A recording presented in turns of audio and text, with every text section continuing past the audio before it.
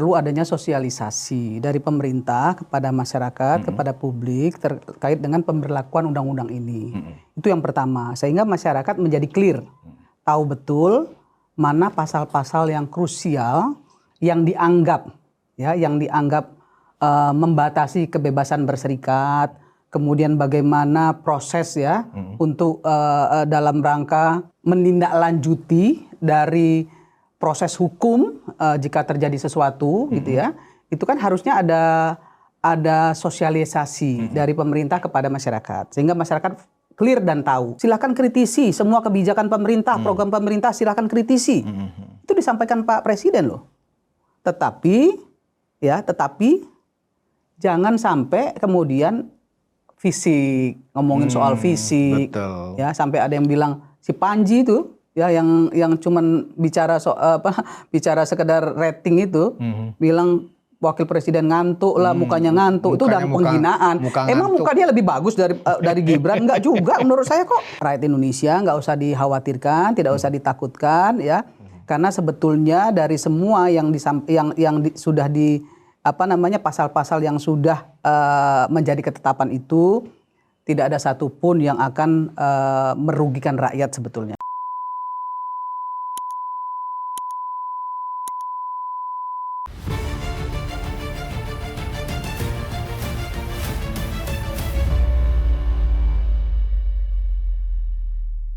Hai penonton Ruang Konsensus Unpacking Indonesia dimanapun Anda berada.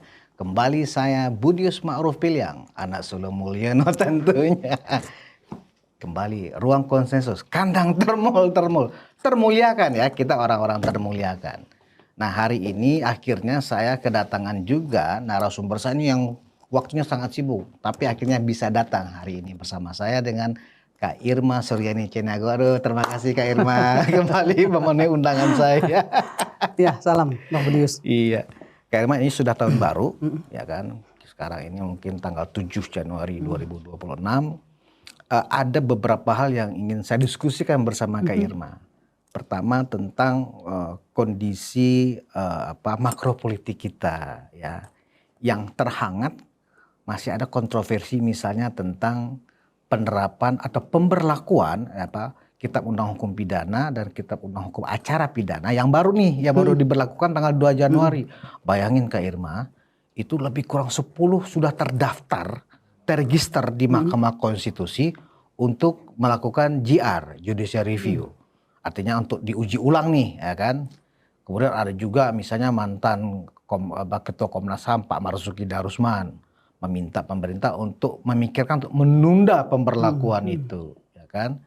Dan juga saya mau diskusikan Kak Irma tentang misalnya terkait dengan undang-undang itu masalah misalnya kebebasan menyampaikan pendapat. Itu kan juga sejumlah teman-teman Komnas HAM, aktivis HAM maksudnya, kemudian juga civil society, ini ancaman buat civil society. Ya seolah-olah kebebasan berpendapat mau dikekang kan begitu. Nah terakhir baru tentang MBG nih Kak Irma yang sesuai dengan tupoksi Kak Irma di Komisi 9 DPR. Karena Kak Irma kita mulai dari pemberlakuan Kitab Undang Hukum Pidana dan KUHP baru ini. Nah kita langsung ke pasal yang terkait dengan yang paling rame ini, kebebasan berpendapat. Kak Irma, sejak kita reformasi dan kemudian sejak Pilpres khususnya 2024, itu kan tajam sekali ya polarisasi karena penggunaan sosial media, kebebasan berpendapat. Kita ini bahkan dituduh sebagai negara yang lebih liberal dari negara liberal sendiri dalam menyampaikan kebebasan berpendapat. Tiba-tiba kemudian diatur nih dalam KUHP baru, ya kan? Nah, menurut Kak Irma, sebenarnya KUHP baru ini ada nggak sih sebenarnya tujuannya atau intinya memang untuk membatasi kebebasan berpendapat masyarakat atau rakyat? Ya, saya kira pertama memang perlu adanya sosialisasi dari pemerintah kepada masyarakat, kepada publik terkait dengan pemberlakuan undang-undang ini. Itu yang pertama, sehingga masyarakat menjadi clear, tahu betul mana pasal-pasal yang krusial yang dianggap membatasi kebebasan berserikat, kemudian bagaimana proses untuk dalam rangka eh, apa namanya menindaklanjuti dari proses hukum jika terjadi sesuatu gitu ya, itu kan harusnya ada sosialisasi dari pemerintah kepada masyarakat sehingga masyarakat clear dan tahu. Jadi jangan juga kemudian masyarakat tahunya dari berita-berita di media sosial yang lebih banyak hoax-nya, lebih banyak tidak clear-nya menurut saya hari ini. Kenapa? Mohon maaf nih Bang, banyak sekali menurut saya podcast-podcast yang mohon maaf ya, yang hanya cari rating tapi tidak menjadi jendela informasi dunia. Cari viewer. Jadi viewer ya, tapi tidak mengedukasi. Ya, ini yang menurut saya juga memang harus diatur. Karena bagi saya demokrasi tanpa hukum dan keadilan itu bukan demokrasi. Justru itu adalah hukum rimba, pemaksaan kehendak. Contoh, ada seorang warga negara atau beberapa oknum warga negara yang merasa tidak mempercayai negara, tidak mempercayai institusi hukum, tidak mempercayai aparat hukum, yang benar dia, gitu. Terus dia mau ngatur-ngatur nih, ya bahwa hanya dia yang benar, orang lain salah. Setiap kali disampaikan bahwa beberapa institusi gitu ya menyatakan pendapatnya sesuai dengan undang-undang dan kebijakan yang berlaku, fakta ya otentik terkait masalah yang dipermasalahkan, mereka nggak mau dengar. Nah kalau orang-orang seperti ini dibiarkan, menurut saya ini presiden buruk loh bagi pemerintah. Karena mereka nggak percaya negara. Kan institusi negara adalah bagian dari negara. Nah kalau demokrasi dianggap bisa bicara bebas sebebas-bebasnya dengan menafikan hukum dan keadilan, menurut saya itu bukan demokrasi, Bang. Indonesia ini luar biasa loh kebebasan berserikatnya kalau mau tahu. Ya, kita lihat demonstrasi 5 orang, 10 orang aja tetap melakukan demonstrasi boleh kok, sepanjang memberikan pemberitahuan. Betul. Apalagi yang berjuta-juta juga yang berpuluhan ribu juga yang ikut turun ke jalan melakukan demonstrasi juga nggak pernah ada yang menghalang-halangi. Terus kebebasan berserikat yang mana menurut saya yang mana lagi yang kurang gitu di Indonesia ini? Ya, yang kurang adalah orang-orang yang kurang ajar menurut saya, yang mulutnya tidak bisa dipertanggungjawabkan. Nah, hari ini KUHP mengatur itu. Ya, bahwa mulutmu ya patut untuk engkau pertanggungjawabkan dalam berbicara ke publik. Nggak boleh juga ya terus atas nama demokrasi terus bisa ngomong seenak-enaknya juga nggak boleh, Bang. Ya, memang kita sepakat itu Kak Irma bahwa kebebasan berpendapat itu memang dilindungi ya oleh konstitusi kita.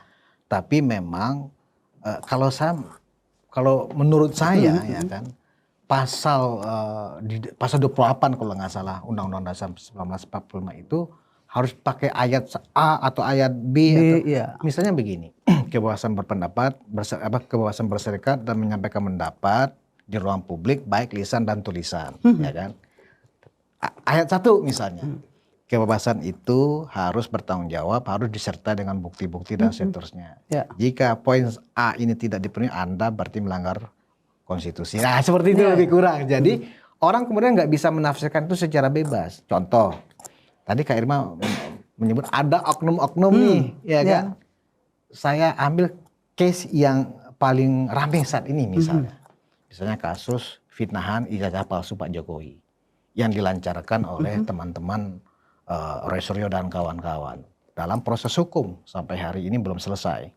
Nah, salah satu argumen-argumen mereka adalah bahwa yang mereka lakukan ini adalah bentuk dari kebebasan berekspresi menyampaikan pendapat, ya kan? Gini Bang, ini penelitian ilmiah dan seterusnya. Kenapa kemudian kami dihukum kan begitu alasannya? Saya mau sampaikan ke publik nih ya, supaya publik paham dan clear. Pakar atau ahli itu adalah orang yang memiliki wawasan, pengetahuan, ya, profesionalisme yang didasarkan pada pendidikan formal terkait dengan kepakarannya. Betul. Jadi harus ada tuh yang namanya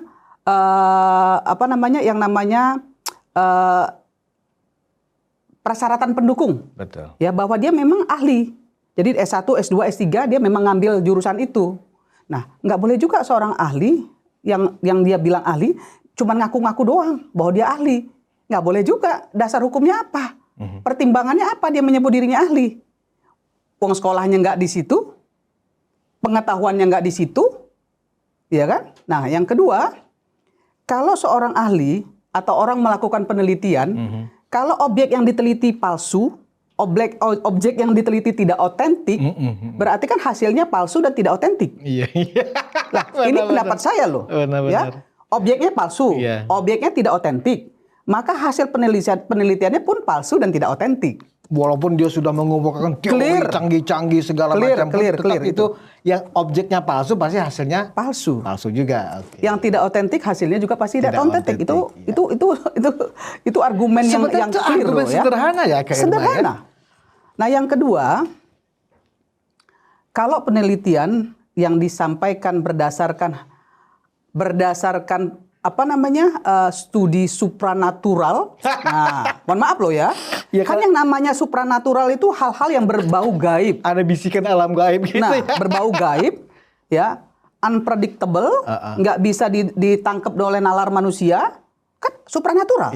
Nggak bisa ditangkap oleh manusia. Metafisika. Akal sehat. Nah, mana mungkin yang namanya ijazah, misalnya diteliti dengan metode supranatural, ya nggak bisa dong. Itu kalau menurut saya loh ya.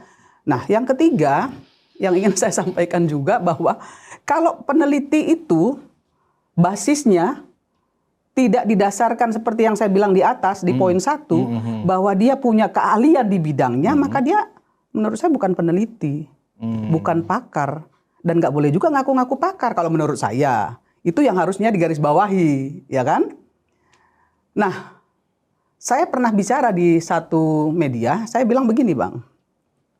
Sebetulnya orang-orang yang memaksakan kehendak bahwa hanya dialah yang benar, institusi semua salah, bahkan ada pakar-pakar di bidangnya juga sudah menyatakan bahwa itu salah, tapi tetap mengatakan bahwa dia yang benar, ya, bahwa dia nggak percaya negara. Nah, kepala negara adalah Prabowo Gibran loh, ya. Kalau dia nggak percaya institusi hukum, nggak percaya institusi negara, berarti dia nggak percaya negara. Nah, kalau dia nggak percaya negara, ngapain juga ada di Indonesia?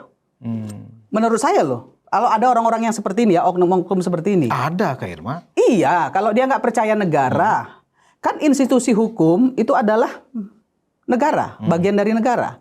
Nah, kalau dia nggak percaya dengan negara, gimana ceritanya? Harus percaya dengan negara mana? Ini contoh, masih terkait kasus Roy Suryo ini. Karena mereka meragukan hasil lab for Bareskrim, ya kan, yang sudah mengatakan bahwa ini yang diperiksa atau ijazah asli Pak Jokowi itu memang asli dan otentik. Tapi mereka nggak percaya, minta agar ini kalau perlu diperiksa di laboratorium negara lain. Kan lebih aneh lagi yang kayak begitu, ya kan? Iya, artinya kan kedaulatan negara ini dikangkangi dong. Pertanyaan saya, kenapa ya kan? negara diam? Itu yang jadi pertanyaan saya juga. Karena ini kan presiden buruk loh ya. Ini presiden buruk. Kalau orang-orang seperti ini bisa menyatakan tidak percaya kepada negara, kepada institusi negara, ini presiden buruk ya kepada masyarakat lainnya yang nanti juga tidak akan mempercayai negara dan institusi negara. Ini presiden buruk. Oh, didiemin kok. Ini kan didiemin nih. Artinya kalau didiemin terjadi disobedient atau pembangkangan rakyat kepada ini akan jadi masalah menurut negara saya. Itu kan bahaya ya Kak Irma. Bahaya. Jadi sebetulnya orang-orang seperti ini sudah benar KUHAP itu tadi ya membatasi itu. Nah Kak Irma, mereka juga sering mengatakan bahwa ini kan bentuk kebebasan berpendapat, bahwa menurut pendapat saya ijazah Pak Jokowi itu palsu, itu kan pendapat saya. Kenapa kami kemudian dikriminalisasi? Mereka sepertinya tidak bisa membedakan mana yang memfitnah, mana yang kebebasan berpendapat. Apa seperti itu Kak Irma? Gini Bang, di satu sisi mereka berharap Pak Jokowi ditangkap, diadili, karena dituduh ijazahnya palsu. Membohongi masyarakat gitu ya. Tapi ketika Pak Jokowi melaporkan mereka, ya terkait dengan fitnah yang mereka lakukan, mereka bilang Pak Jokowi jahat. Jahat. Ya. Kok mereka dilaporin gitu? Iya. Loh, mereka melaporkan Pak Jokowi, ketika Pak Jokowi melaporkan mereka, kenapa mereka bilang Pak Jokowi jahat? Justru ketika saat waktu pertama mereka bilang, kalau memang nggak benar laporkan, kan begitu. Itu jejak digitalnya masih ada, saya dengar itu. Ya, kalau mereka minta dilaporkan, ya sekarang Pak Jokowi melaporkan. Ya tinggal lihatlah nanti hasil pengadilannya seperti apa. Saya juga nggak mau berandai-andai. Tapi setidaknya dari berita di medsos yang saya tahu gitu ya. Contohnya pengacara Pak Egy Sujana yang sudah melihat dengan mata kepala sendiri, yang kemudian berbalik gitu mengatakan bahwa itu asli, itu dia menemukan semua syarat-syarat yang dipersyaratkan itu ada, dibilang masuk angin. Nah, kan akhirnya semua pada bingung dong. Kalau semua tidak dipercaya, semua tidak hanya mereka yang benar, kan masyarakat juga akan tambah bingung nanti. Untuk itu maka menurut saya memang pemerintah harus turun tangan. Saya setuju dengan KUHP yang baru ini. Saya nggak melihat ada membungkam publik, saya kira nggak juga. Karena jelas kok ya, tidak ada saya baca sedikit sih baru ya, tidak akan ada pemenjaraan. Ya, kemudian ada edukasi juga di sana. Kemudian satu lagi setelah edukasi kalau nggak salah mereka juga rehabilitasi juga ada. Jadi ada 3 fase kalau nggak salah yang saya lihat ya. Saya nggak hafal sih karena saya belum baca secara penuh ya. Tapi saya nggak ngelihat adanya pembungkaman di situ. Ya kalau ada pembungkaman menurut saya itu yang namanya Panji ya itu pasti sudah ditangkap tuh.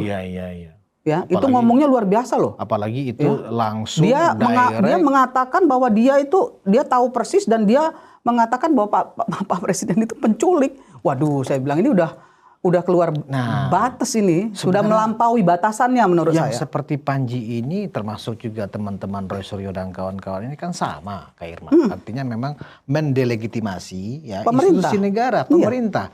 Pertanyaan saya sama, kembali saya ulang lagi, ini kenapa pemerintah diam saja? Institusi-institusi negara seperti kepolisian pun nggak tegas kayak Irma.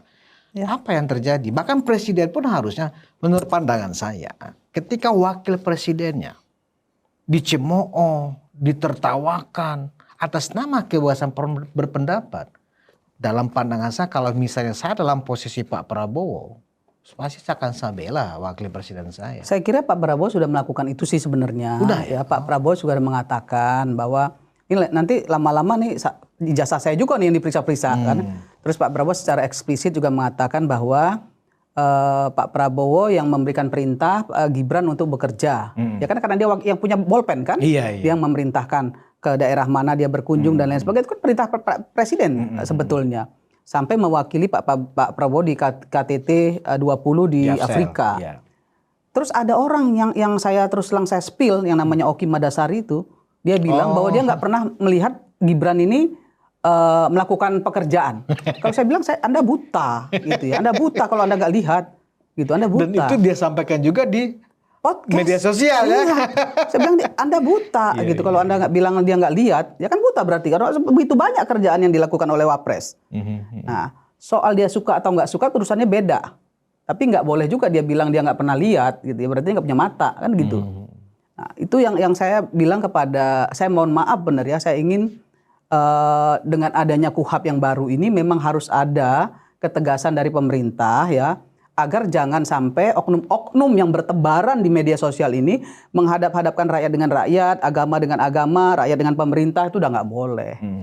Ini kita udah mau masuk perang dunia ketiga loh ini. Bukan tidak boleh mengekspresikan pandangan warga terhadap afiliasi politika, pandangan politika, bukan berarti itu terlarang ya atau dilarang ya kayak Irma ya. Kan terbuka. Pemerintah bilang silakan melakukan kritisi terhadap kebijakan pemerintah. Silakan menganalisa, ya kan? Pemerintah udah bilang loh, silakan kritisi semua kebijakan pemerintah, program pemerintah silakan kritisi. Itu disampaikan Pak Presiden loh. Tetapi jangan sampai kemudian fisik, ngomongin soal fisik, ya sampai ada yang bilang si Panji itu ya yang cuman bicara sekedar rating itu, bilang wakil presiden ngantuk lah, mukanya ngantuk, itu udah penghinaan. Emang muka dia lebih bagus dari Gibran? Enggak juga menurut saya kok. Body shaming itu kan nggak boleh. Nggak boleh gitu loh. Itu namanya menghina makhluk ciptaan Tuhan, tuh nggak boleh. Jangan dia bilang dia lebih bagus dari Gibran. Memang dia kegantengan apa? Kalau Ganjar ganteng, kalau Anies manis, kalau Gibran mukanya muka ngantuk. Iya. Pelecehan. Mulutnya itu loh, mulutnya kayak mulut. Aduh, saya nggak tahu lagi ngomongnya. Tapi herannya Mas Gibran santai-santai aja kayak ya karena dia negarawan. Dia menunjukkan kenegarawanannya. nggak sedikit-sedidikit baper lah, ya. Padahal ketika dia men-spill KDM langsung reaksi loh. Iya. Dijelaskan sama KDM secara bijak lagi. Ketika Panji men-spill tentang masyarakat Jawa Barat, ya kan? Sampai KDM bilang, coba jalan-jalan ke Jawa Barat, cek tuh hasil kerjaan saya, ya kan? Kalau saya ngonten ya apa salahnya kan gitu. Menjelaskan ke publik itu bagian dari kerjaan gubernur juga, memberi pengetahuan, memberi informasi ke publik. Ini loh yang sudah saya kerjain, ini loh pekerjaan saya. Wajar lah. Ya. Harusnya seluruh gubernur seperti KDM kalau menurut saya, Kak Irma. Kalau perlu begitu. Biar bisa diteropong nih. Antara mulut sama pekerjaan sama enggak kan gitu. Kalau dulu ya sebelum ada misalnya model KDM yang memang langsung ke lapangan kemudian dia ngonten. Kalau dulu yang kita syukuri itu adalah ketika di era gubernurnya itu Pak Jokowi dan Ahok, di mana di setiap rapat mereka dengan seluruh kepala dinas itu live di YouTube. Jadi tahu apa yang dibicarakan, tahu apa yang dibahas, bagaimana sikap gubernur, bagaimana sikap wakil gubernur pada saat itu. Nah sekarang terbuka lagi nih yang seperti itu, tapi bentuknya di ngonten di TikTok. Ya karena sekarang media sosialnya kan beda, Bang. Ya kan sekarang ini zaman media sosial. Wajar juga orang kemudian, mohon maaf ya, menyampaikan ke publik apa yang dia lakukan. Saya kadang-kadang juga menyampaikan apa yang saya lakukan kepada masyarakat itu saya masukin ke TikTok. Supaya orang juga tahu nih apa yang saya kerjain. Jadi anggota DPR itu nggak cuma flexing-flexing aja. Ya, nggak cuma sekedar, mohon maaf gitu ya, pamer-pamer, flexing-flexing, kemudian joget-joget, enggak. Gitu ya. Banyak anggota DPR yang bagus. Dan menurut banyak yang bertanggung jawab. KUHP baru ya kan, mestinya ketika Gibran ini kan masih menjabat sebagai wakil presiden. Mengolok-olok Gibran secara personal kan tidak bisa dilepaskan bahwa beliau adalah seorang wakil presiden, kan begitu. Lucunya ya, iya kan? Garingnya tuh, masa PPH diplesetin ke bayar gaji Gibran, berarti kan dia nggak punya otak tuh, dia nggak punya otak gitu ya. Emangnya pajak itu cuma buat bayar gaji aja? Emangnya pajak itu nggak untuk membiayai seluruh pembangunan di Republik ini, kan gitu. Itu tandanya dia nggak punya informasi yang cukup terkait dengan finansial. Bagaimana pemerintah mengatur ya finansial yang diterima atau anggaran yang diterima untuk kebutuhan seluruh negara ini. Ya, jadi dia taunya cuma itu doang. Ya nggak apa-apa. Artinya ini cuma sekedar komika konten lah. Komika konten. Dan kita tahu memang posisi Panji kan memang dia kan nggak bisa lepas dari Anies Baswedan. Kan dia salah satu juru bicaranya Anies Baswedan. Ya itu urusan dia lah. Tapi saya juga punya hak untuk men-spill dia kan gitu. Dan artinya begini Kak Irma. Dari kasus-kasus seperti Roy Suryo dengan menuduh Pak Jokowi, Panji, sebenarnya negara ini sangat sangat cemen kalau menurut saya, ya kan? Kenapa saya bilang cemen? Mungkin saking ingin memberikan hak warga negara untuk berpendapat sehingga biarkan aja kalau memang kalian tersangkut hukum ya proses saja. Kadang-kadang kita juga merasa geram dalam arti begini. Misalnya ini kok kan ada undang-undang katanya bahwa mantan kepala negara itu wajib dilindungi dan dijaga kehormatannya.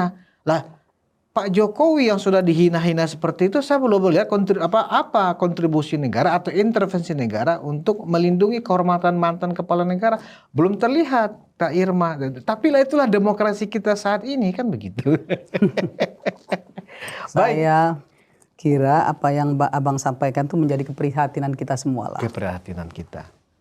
PR dari parlemen yang bermitra kepada pemerintah untuk bisa duduk bersama menyelesaikan masalah ini. Tapi sekali lagi saya ingin sampaikan bahwa KUHP yang baru ini saya menyampaikan kepada rakyat Indonesia nggak usah dikhawatirkan, tidak usah ditakutkan ya, karena sebetulnya dari semua sudah di pasal-pasal yang sudah menjadi ketetapan itu tidak ada satupun yang akan merugikan rakyat sebetulnya. Kalau menurut saya ya, karena saya lihat dari kacamata itu. Kenapa? Sekali lagi saya ingin sampaikan bahwa mulai hari ini mulut juga harus bertanggung jawab. Nah, dipertanggungjawabkan ya. Yang kedua, pemerintah harus disupport ya. Pemerintah ini harus disupport, dikritisi dan dikawal, bukan malah dicaci maki. Ya, kalau mengkritisi bagus dong, harus ada solusi. ya kritisi harus ada solusi. Kalau cuma ngomong doang ya nanti orang bilang cuma omdo dong. Ya nggak konstruktif gitu. Jadi nggak boleh juga hal-hal seperti itu dilakukan atas nama demokrasi. Atas nama demokrasi. Bahwa ada yang tidak sependapat dan mereka mendaftarkan gugatannya untuk judicial review ke Mahkamah Konstitusi itu juga. Satu lagi loh yang saya mau bilang. Apa? Pak Prabowo sudah mulai bisa loh meniru kesabaran Pak Jokowi loh. Oh iya. Pak Jokowi kan juga dibilangin bajingan tolol tuh. Iya. Dan Pak Prabowo cuma bilang, ini mulut-mulut seperti ini nih yang tidak konstruktif, ya, yang cuma nyinyir tapi nggak bisa melakukan apa-apa. Nah itu kan Pak Prabowo udah ngomong begitu. Cuman dijawab begitu, artinya sudah mulai bisa nih, walaupun belum sesabar Pak Jokowi. Ya, memang kita ingat salah satu pernyataan Pak Prabowo yang paling kuat saya pikir, kalau soal politik saya belajar ke Pak Jokowi. Termasuk juga kesabaran kan begitu. Dan saya pikir memang ini hikmah bagi kita sebagai rakyat ya, dalam hal kita mengaktualisasikan kesadaran politik kita, memang nggak bisa dengan cara suka-suka, kemauan sendiri, memaksakan kehendak sendiri. Memang harus disampaikan secara konstruktif dan bertanggung jawab. Kak Irma, hal lain yang juga rame saat ini adalah tentang polemik ya, pilkada tidak langsung. Ya kan, artinya sejumlah partai sudah mulai membicarakan untuk kembali dari gubernur, bupati, wali kota jangan lagi lewat pilkada langsung, tapi lewat DPRD. Ini kontroversi sampai sekarang. Saya nggak tahu apakah Kak Irma dari Partai Nasdem sudah masuk dalam diskursus itu di DPR atau belum. Tetapi sejumlah partai ada yang mendukung, ada yang tidak mendukung. Nah, menurut pandangan Kak Irma, plus minusnya kalau ya ke depan ya pilkada itu masih berlangsung dengan cara seperti sekarang, memang banyak sekali plus minusnya, atau dibatasi ya dengan dipilih saja oleh DPRD nanti setelah pemilu gitu. Bagaimana Kak Irma? Iya, sebagaimana yang disampaikan Ketua Fraksi Partai Nasdem Pak Bung Victor, Bung Tilu Leskodat, bahwa pilkada ya melalui DPR itu bukan sesuatu yang melanggar undang-undang dan boleh bisa dilaksanakan. Kita harus duduk bersama dulu nih sebetulnya soal ini ya. Tadi Abang bilang kan plus minusnya. Iya. Plusnya kalau dipilih DPR, satu, ekonomi biayanya nggak tinggi lagi. Efisiensi. Ya, kedua, yang terjebak dengan kasus-kasus korupsi insya Allah akan menurun. Karena biaya nggak tinggi ya. Nah, yang ketiga, saya malah menyampaikan kepada Komisi 2 ya bahwa nanti kalau dipilih oleh DPR itu nggak hanya sekedar dipilih, tetapi harus dilihat juga track recordnya. Ya, mampu nggak nih dia menjadi kepala wilayah yang bisa meningkatkan PAD, pendapatan asli daerah, sehingga nggak semuanya bergantung ke pusat. Pendapat asli daerah itu penting sehingga mereka bisa nanti lapangan pekerjaan bisa tercipta di daerah, nggak semuanya nunggu dari pusat. Nah kalau seorang bupati, wali kota hanya bisa menghabiskan APBD doang, menghabiskan serapan APBD doang, menurut saya nothing. Untuk apa? Kan peningkatan pendapatan asli daerah itu penting, Bang. Itulah tolok ukur wilayah tersebut sejahtera atau tidak sejahtera. Jadi punya sense of business lah untuk masyarakatnya. Bukan membisniskan masyarakat loh ya. Karena pemerintah tidak boleh berbisnis kepada masyarakat. Tetapi meningkatkan asli daerah yang kemudian bisa menciptakan lapangan pekerjaan di daerah. Kan otonomi daerah. Otonomi daerah itu artinya daerah juga harus bertanggung jawab. Bukan hanya sekedar menghabiskan APBD. Tapi punya pendapatan untuk bisa membiayai dirinya sendiri. Itu penting dilakukan. Jadi secara legal standing itu dimungkinkan ya? Dimungkinkan, itu tidak menyalahi undang-undang. Nah, kan sekarang ini kan transparansi publik itu luar biasa. Ya, jadi kalau ada yang main-main juga di situ pasti akan kebuka lah. Ya, dan parlemen juga harus mulai berbenah diri, nggak boleh lagi kayak zaman-zaman dulu gitu ya. Jadi harus jelas, clear, terbuka. Nah, kalau itu dilakukan menurut saya baik sekali gitu. Bagi partai yang sudah menyatakan tidak setuju, salah satu argumennya adalah ini merampas hak demokrasi, hak rakyat dan seterusnya. Ya semestinya ini nggak boleh dilakukan juga oleh negara, dalam hal ini mungkin pemerintah dan DPR. Itu gimana Kak Irma? Jadi gini Bang, sebenarnya hak publik yang mana sih yang dirampas? Hak memilih langsung itu. Nah, kan kita harus lihat dulu dong manfaat dan mudaratnya. Selama ini karena dipilih langsung, ya kan, oleh masyarakat juga nggak tahu loh si calon ini siapa. Yang penting mohon maaf ya, wanipironya itu luar biasa. Nah kan ini yang merusak. Benar-benar. Ya, satu hari ketika misalnya anggota DPR, wakil rakyat, kepala daerah tidak bekerja dengan baik, rakyat marah bahwa mereka tidak bekerja dengan baik. Ya kenapa dipilih? Kenapa dipilih gitu loh? Harusnya dipilih orang yang betul-betul bermanfaat, orang yang betul-betul bermaslahat untuk masyarakat. Tapi kan masyarakat nggak tahu karena masyarakat cuma diberi pilihan 3, 2. Kan masyarakat juga nggak bisa akhirnya, nggak punya pilihan yang lain karena diatur semua oleh partai politik. Calon ini udah disiapin oleh partai politik, jadi masyarakat tinggal milih yang buruk dari yang buruk gitu loh. Kan itu juga menjadi masalah, Bang. Contoh parlemen kita lah hari ini. Saya tidak mengatakan bahwa anggota DPR RI itu kinerjanya semua bagus. Enggak. Ada juga yang tidak bagus. Tapi tanggung jawabnya di mana? Tanggung jawabnya di partai politik. Calon yang diusulkan harusnya calon yang punya kapasitas, kapabilitas, akuntabilitas. Nggak hanya sekedar bisa bawa kursi, tapi otaknya nggak ada. Gitu. Nah yang kedua, saya mulai berpikir bahwa dengan kejadian demo-demo kemarin, saya mulai berpikir bahwa anggota DPR itu harusnya S1 minimal. Karena mohon maaf Bang ya, masih banyak juga anggota DPR RI yang nggak bisa baca postur anggaran loh. Nah kalau postur anggaran aja mereka nggak ngerti, bagaimana bisa melakukan pengawasan? Bagaimana bisa melakukan membuat legislasi, membuat kebijakan? Bagaimana bisa melakukan kontrol? Nah, baca postur anggaran aja nggak ngerti. Ya kan yang gini-gini juga harus dirubah. Siapa yang merubah? Parlemen dan pemerintah. Karena parlemen dan pemerintah lah yang membuat undang-undangnya. Ini juga harus diperbaiki. Kami di DPR ya terus terang kami yang kerja ini, yang betul-betul punya kapasitas, kapabilitas dan akuntabilitas ini gitu ya. Kami juga ingin berubah. Kami juga ingin parlemen ini menjadi mitra kerja pemerintah yang bisa menjadi kontrol sistem yang efektif, yang konstruktif. Gitu, bukan cuma sekedar stempel.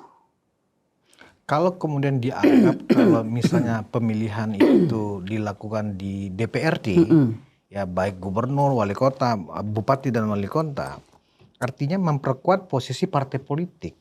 Saya kira nggak juga sih Bang, memperkuat partai politik saya kira nggak juga.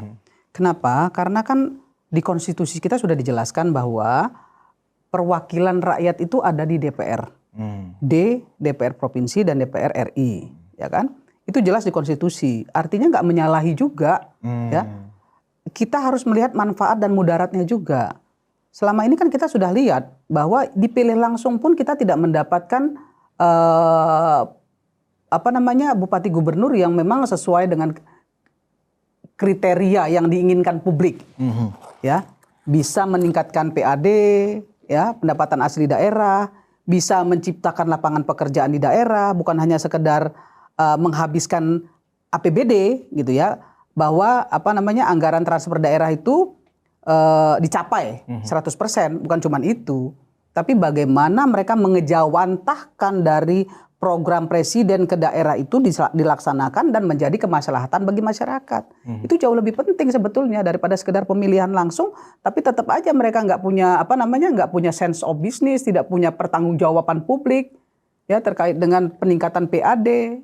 Saya kira percuma juga. Jadi lebih bagus dipilih oleh DPR, tetapi dengan kriteria-kriteria yang ditetapkan sesuai dengan amanah konstitusi. Bahwa bupati, wali kota harus bisa meningkatkan PAD, harus bisa menciptakan lapangan pekerjaan gitu. Artinya ada syarat dan ketentuan ada syarat dan ketentuan gitu ya, yang transparan. Tidak seperti kalau kita bayangkan di era Orde Baru kan, semuanya kan ditunjuk presiden, ya kan, tiba-tiba bupatinya situ diganti, entah kriterianya apa, pokoknya sudah dilantik aja, ya kan, karena sudah ada SK presiden. Tidak juga seperti era Orde Baru, tetapi dipilih oleh DPRD, tetapi dengan syarat dan ketentuan berlaku. Tapi hati-hati juga loh ya, calon-calonnya juga harus clear loh ya. Ya, Calon-calon yang artinya disampaikan memang baik ke dari sisi DPRD-nya ada syarat dan ketentuan, bagi calon yang akan dipilih DPRD pun ada syarat dan ketentuan. Iya. Ya, saya kira itu sih Bang. Nah, yang kita ingat Kak Irma, kalau nggak ada pilkada, ya kalau kita ingat story-nya nih ya, kita nggak akan mengenal namanya Jokowi, ya kan? Kan begitu, itu kan produk dari pilkada. Artinya potensi-potensi rakyat, ya yang memang punya talenta, visi misi untuk memimpin republik, itu nanti akhirnya tergerus karena nggak diketahui. Itu gimana, Kak Irma? Kerugian-kerugian seperti itu nanti. Saya kira Bang, untuk gubernur, seperti yang saya sampaikan, saya nggak setuju kalau gubernur itu dipilih langsung. Saya pribadi loh ya, karena menurut saya mereka nggak punya wilayah, nggak punya rakyat, ya kan? Tapi anggarannya gede, gitu. Justru ini malah jadi mainan partai politik, ya. Nah, ini menurut saya itu nggak konstruktif dan tidak bermanfaat, gitu ya. Malah idle, anggarannya malah digunakan untuk kepentingan-kepentingan politik, menurut saya nih, ya. Jadi sebaiknya gubernur dipilih langsung oleh pemerintah, ya, ditunjuk langsung karena dia merupakan fungsi administratif yang mengkoordinasikan bupati dan wali kota. Jadi program-program pemerintah itu harus jalan. Nah selama ini banyak yang nggak jalan, gitu kan? Nah ini yang harusnya dibenahi. Nah yang kedua terkait dengan pilkada dan pilpres ya yang dikhawatirkan nih. Pilpres dikhawatirkan bakal dipilih DPR RI dan MPR. Nah, karena sudah ada triggernya. Kalau menurut saya ini saya nggak setuju banget nih. Kalau yang ini betul-betul saya nggak setuju banget. Ya karena yang namanya presiden dan wakil presiden itu harus dipilih oleh rakyat. Karena kan begini, ya kita kan nggak tahu ya. Cara berpikir elit politik ini kan sangat dinamis lah. Saya menggunakan bahasa sangat dinamis, ya kan. Nah, tadi yang saya ingatkan kepada kita semua adalah Pak Jokowi itu kan karena sukses menjadi wali kota Solo, apalagi terpilih 2 kali secara langsung, kemudian dipromo, anggap begitu ya, untuk ke Jakarta. Di Jakarta pun menang, kemudian dipromo untuk Pilpres. Nah, maksud saya kalau pilkada di level wali kota, kota media dan kabupaten ini kemudian dirubah lagi dipilih DPRD, ke depan kalau ini misalnya menjadi kesepakatan para elit, ya kan, kita sulit akan menemukan orang-orang seperti Pak Jokowi ini lagi muncul ke depan. Gimana itu Kak Irma? Ya saya kira sih enggak juga sih ya. Tergantung nanti bagaimana syarat dan prasyarat yang ditetapkan di DPRD. Tapi kalau presiden ya menurut saya harus dipilih langsung dong. Beda lah, jauh banget ininya perbedaannya. Kalau presiden dan wakil presiden itu menguasai seluruh wilayah Republik Indonesia ini. Jadi rakyat berhak menentukan siapa yang bakal dia pilih. Iya. Ya, karena kan kebijakan ada di tangan presiden. Pemerintah loh ini. Kalau daerah kan cakupannya nggak sebesar jauh ya, nggak sebesar ya, saya sebenarnya nggak mau sampai untuk membahas apakah kemudian di tengah jalan karena pemberlakuan atau perubahan sistem pilkada kemudian menjadi ketuk palu, akhirnya dipilih oleh DPRD, ya kan? Karena sudah dianggap bisa, kemudian dotak-atik pula nih nanti pemilihannya ke presiden. Itulah yang harus dikawal, Bang. Ya kan? Itu harus dikawal, Bang. Kalau itu nggak setuju sekali ya? Kalau saya pribadi nggak setuju. Presiden dipilih DPR RI, MPR, saya nggak setuju. Kalau saya pribadi loh ya, bukan partai loh ini ya. Saya pribadi nggak setuju. Dan harus tetap dipilih rakyat. Kalau memang seperti itu, ya kembali lagi bahwa kebebasan berpikir, menganalisa dan seterusnya itu kembali muaranya ke situ Kak Irma, karena saya sejak lama ya dari tahun kemarin juga sudah mendengar rumor-rumor seperti itu bahwa nanti menjelang 2029 ada manuver-manuver para politisi tentunya ya kan, akhirnya dibikin sedemikian rupa manuver sejumlah partai yang punya kursi cukup mayoritas di parlemen merubah kembali pemilihan presiden lewat MPR DPR. Nah, katalis ini kan berbahaya kalau sampai terjadi. Konon katanya karena Pak Jokowi ini nggak bisa dilawan surveinya nggak pernah turun. Yang bisa mengalahkan Pak Jokowi kalau pemilihannya bersifat tidak langsung lagi di MPR DPR baru bisa dikalahkan seorang Jokowi, begitu katanya. Saya kira masyarakat akan mengawal ini secara langsung. Ya, partai politik juga menurut saya ya mohon maaf gitu ya, nggak bodoh-bodoh amat lah ya. Mereka juga masa iya sih mau melakukan tindakan yang sedramatisasi itu gitu ya. Yang jelas-jelas itu akan merugikan Republik Indonesia gitu. Yang memundurkan nilai-nilai demokrasi, itu nggak boleh juga Bang. Presiden loh dan wakil presiden loh. Ya. Tetap harus pemilihan langsung. Tetap harus pemilihan langsung. Saya sepakat, kita sepakat kalau begitu. Gak apa-apa, kan kita ini ya diskusi nih ya. Saya pun menyampaikan bahwa soal pilkada tadi kan saya menempatkan yang namanya manfaat dan mudarat juga gitu. Dan saya tidak mengatakan bahwa saya setuju dengan ini atau tidak setuju dengan ini, tidak itu. Bahwa pilkada langsung itu dimungkinkan, tidak langsung itu dimungkinkan karena tidak melanggar undang-undang. Tetapi saya mau ada prasyarat-prasyarat yang kemudian bisa dicek langsung oleh rakyat Indonesia. Gitu. Tapi serta-merta tidak bisa diduplikasi model seperti itu untuk ke presiden. Jangan dong. Jangan dong Bang. Iya, bisa rusuh. Itu mundur banget kita ke belakang itu. Nggak boleh lah. Kalau tentang itu kita sepakat dan mudah-mudahan apa yang saya dengar rumor-rumor yang akan terjadi seperti itu mudah-mudahan hanya sebatas rumor saja. Insya Allah mudah-mudahan enggak lah. Dan Kak Irma akan mengawal jangan itu. Selalu, saya pasti kawal. Dan jangan selalu seuzon lah dengan parlemen dan pemerintah. Tapi saya juga mengingatkan parlemen dan pemerintah untuk tahu batasan-batasan otoritas yang mereka punya ya. Jangan sampai melanggar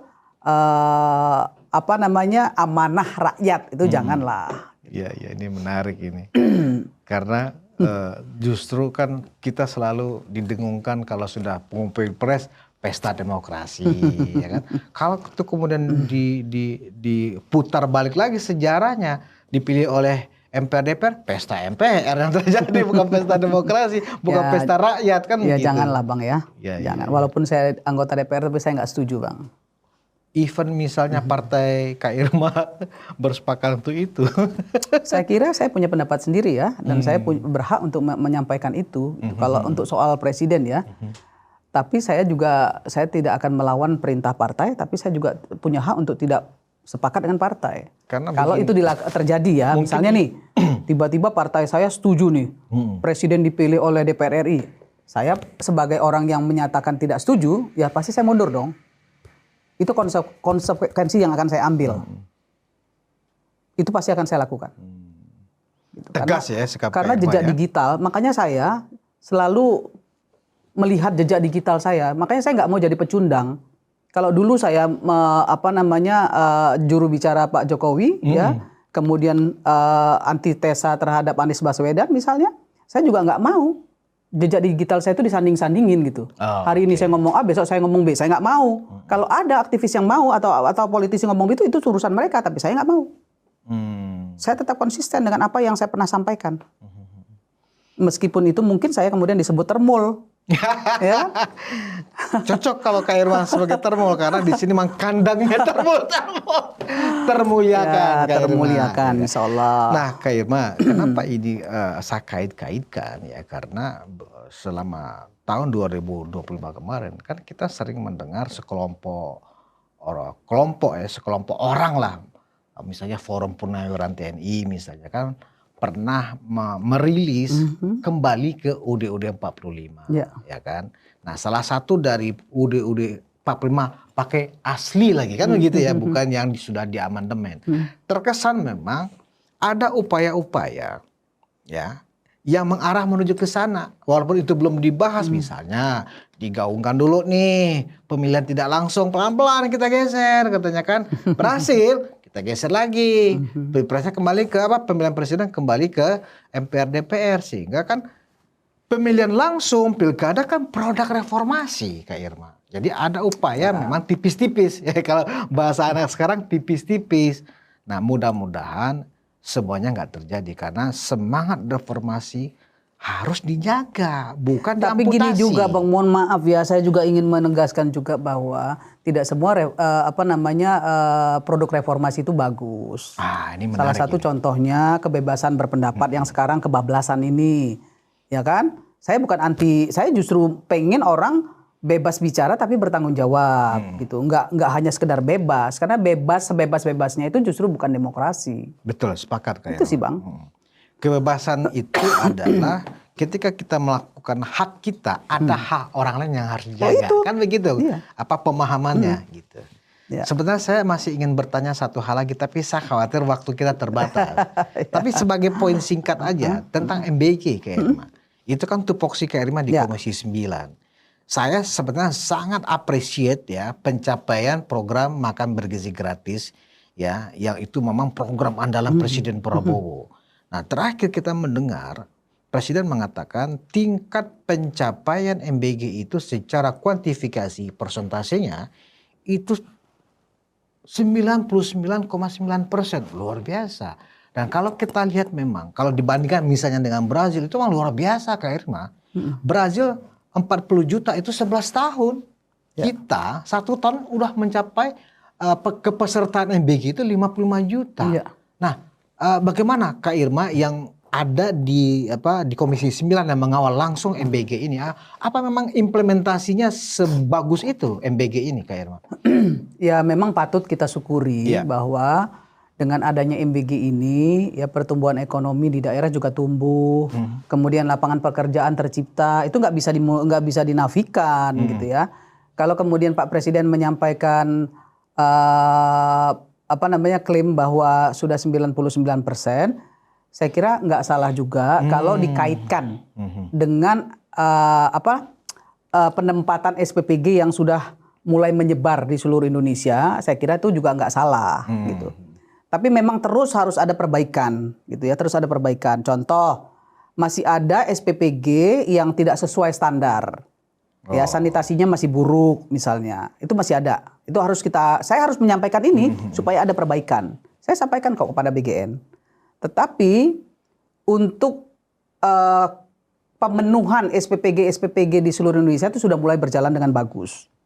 Nah, yang menjadi fokus kami di Komisi 9 adalah menu MBG tidak boleh mengandung GGL, garam, gula, lemak. Satu. Yang kedua, masih ada SPPG yang menggunakan bahan baku yang menggunakan bahan pengawet. Contoh misalnya bakso tuh ya, yang jadi itu ya, yang instan itu nggak boleh. Itu nggak boleh harusnya. Kemudian ada susu dari impor yang isinya itu krim susu, bukan susu, krim susu. Gitu. Jadi airnya banyak, gulanya banyak, rasanya susu, tapi dia bukan susu. Krim susu. Iya, itu nggak boleh. Memang BGN tidak mensyaratkan, nggak boleh. Tapi ada SPPG yang melakukan itu. Nah, kontrol itulah yang harus kami kencengin nih, ya. Baik kami sebagai controller, ya, sebagai parlemen yang melakukan kontrol, kami melakukan kontrol itu. Dan kalau ada hal-hal yang menyimpang, kami akan sampaikan kepada BGN, ini harus segera ditindak lanjuti, nggak boleh nih, karena ini akan kontraproduktif terhadap target yang ingin dicapai Presiden, bahwa peningkatan kualitas gizi yang bisa menumbuhkan perkembangan otak. Betul. Jadi memang secara kuantifikasi pencapaian kepesertaan memang itu fantastik ya Kak Irma. Dan kasus keracunan juga menurun tajam. Bukan berarti nggak ada ya. Bukan berarti nggak ada. Ada, tapi nggak seperti dulu, jauh banget lah. Bisa dibilang sekarang tuh ya tinggal sedikit lah ya yang masih ada terjadi itu. Karena di makanan Bang ya memang nggak bisa juga kalau saya yakin nggak bisa zero cost juga. Karena makanan ya ada basinya gitu. Tapi sebetulnya bisa diantisipasi dengan kontrol. Ya, makanan tidak boleh keluar sebelum dicicipin. Kalau sudah dicicipin baru boleh keluar. Artinya kan penekanan di kontrol ini yang harus diperketat oleh SPPG. Nah, untuk itu memang BGN harus kerja keras. Ya, tentang masih digunakannya bahan yang ada pengawetnya, ada GGL-nya. Yang menjadi concern saya sebenarnya masalah susu. Ya, susu tapi sebenarnya bukan susu kan gitu ya. Nah, itu kan sebenarnya bisa merusak konsep gizi itu sendiri. Namanya Kan sebenarnya bisa diganti sama susu kedelai. Apa karena ini masalah anggarannya Kak Irma? Karena kalau susu yang benar full gizi ya kan, susu sapi maksudnya, mungkin mahal, makanya dikasih seolah-olah susu. Enggak lah Bang, jadi ada juga sih susu yang memang bisa dikategorikan susu, walaupun dia enggak, karena susu itu juga kan, susu sapi itu juga mengandung air loh. Enggak semuanya full susu loh, susu sapi itu juga mengandung air ya. Tapi kan ada batasan-batasan yang bisa ditoleransi gitu. Nah ini kan yang diributin akhir-akhir ini adalah susu yang cuman menggunakan krem susu, tapi bukan bahan dasarnya bukan susu. Krem susu. Krem susu. Seperti itu, seperti Indomilk yang encer-encer itu, betul, yang untuk es. Itu kan sebenarnya bukan susu itu krem kandungan susu. Gizinya rendah itu ya Kak Irma. Oh iya, karena itu banyak gula dan lemak. Justru malah anak-anak berpotensi untuk cepat kena sakit gula nantinya. Iya, makanya itu kami kan Komisi 9 sudah bikin panja terkait dengan GGL, ya garam, gula, lemak. Dan kita sudah menyampaikan kepada BP POM untuk menindaklanjuti ini. Jadi semua produk makanan dan minuman yang mengandung GGL itu harus dicabut. Jadi kalau Presiden mengatakan nilainya itu sudah garam, mencapai gula, lemak yang berlebih ya Bang ya. Saya ulangin dulu lagi ya. Garam, gula, lemak yang lebih. Itu harus ya kan? Harusnya kan proporsional ya. Harus proporsional. Berarti memang PR-nya tinggal sedikit lah ya untuk MBG ini. Oh iya. Ya gitu loh. Dan ini kita patut bersyukur Kak Irma, karena ini kan waktu awal-awal ini mau dimulai MBG ini kan semua orang kan khawatir tidak ada acuan, tidak ada panduan karena baru pertama kali. Kan? Ternyata kita selama 1 tahun luar biasa pencapaiannya. Kalau tuh masih ada kekurangan-kekurangan seperti yang Komisi 9 tuh keras banget loh sama BGN. Jelaskan. Apa ini adalah sebuah ekspresi atau wujud kemitraan yang hebat antara Komisi 9 dengan BGN. Makanya jangan selalu underestimate dengan parlemen. Seolah-olah parlemen tuh nggak kerja. Jangan. Ini salah satu bukti bahwa kami melakukan kontrol sistem yang efektif kepada BGN sehingga capaian yang bisa dihasilkan oleh makan bergizi gratis bisa sampai 99%. Iya, bisa jadi memang BGN itu nggak bisa aneh-aneh karena ada singa podium Nasdem ada di Komisi 9. Ya, kita semua di Komisi 9 tuh kompak Bang. Karena ini kan demi anak bangsa ya. Ini barang yang dimakan loh. Ya, jadi harus betul-betul ya dijaga kualitas dan mutu, kualitas, kebersihan, gizi itu memang harus kita cek. Walaupun masih ada dari banyak SPPG yang nakal, tapi kita sudah sampaikan kepada BGN, ini harus ditindaklanjuti nih, nggak boleh nggak, karena akan jadi bom waktu nih, akan jadi kontraproduktif, ya. Apalagi SPPG yang mohon maaf nih, yang luas dapurnya nggak memenuhi syarat, sanitasinya nggak memenuhi syarat, nah yang gini-gini ya harusnya dievaluasi dan diganti, karena akan jadi kontraproduktif ke depan. Ternyata ini adalah manifestasi kalau antara pemerintah dengan parlemen itu memang solid, luar biasa hasilnya gitu loh. Dan ini menjadi sebuah contoh yang harus ditiru oleh komisi-komisi lainnya ini, Komisi 9. Bang, ada satu hal yang ingin saya sampaikan Bang ya. Biar bagaimanapun parlemen itu harusnya menjadi mitra konstruktif terhadap pemerintah. Karena kalau parlemennya lemah, maka yang akan mengambil peran itu adalah civil society. Betul. Nah, ketika civil society itu bergerak tanpa kontrol, itu akan jadi Nepal loh nanti. Iya, jadinya anarkis ya. Iya. Yang main nanti nggak karu-karuan tuh. Kan kita nggak bisa kontrol. Betul. Yang main siapa tuh nanti di dalam demonstrasi yang begitu besar itu misalnya nih ya terjadi. Dan itu harusnya nggak boleh terjadi. Dan jangan sampai terjadi. Jangan sampai terjadi. Jangan sampai terjadi itu artinya kita semuanya harus mencoba tertib aja. Betul. Kak Irma, pemerintahnya tertib, parlemennya tertib, civil society-nya juga tertib. Terima kasih sekali lagi Kak Irma Suryani Caniago, luar biasa. Penonton Ruang Konsensus, banyak sekali yang kita perbincangkan dari makro politik ya, yang agak sensitif juga ada tadi. Tapi yang paling menarik adalah saya mengambil hikmahnya, ternyata selama ini kan banyak orang skeptis ya, meragukan, parlemen itu kan apa kata presiden kan gitu. Apalagi koalisi, ternyata tidak loh. ketika parlemen dan pemerintah itu solid dalam merancang sebuah program dan melaksanakan program itu, program yang diragukan, program besar loh, anggarannya 300 triliun per tahun. Ternyata sukses, dan ini harus ditiru nih oleh komisi-komisi yang ada di DPR lainnya. Komisi 9 DPR dengan BGN ini ya, ini luar biasa pencapaiannya, dan kita sebagai rakyat harus memberikan apresiasi kepada Komisi 9 DPR dan kepada pemerintah. Terima kasih atas perhatian Anda. Kita bertemu di ruang konsensus berikutnya. Wassalamualaikum warahmatullahi wabarakatuh.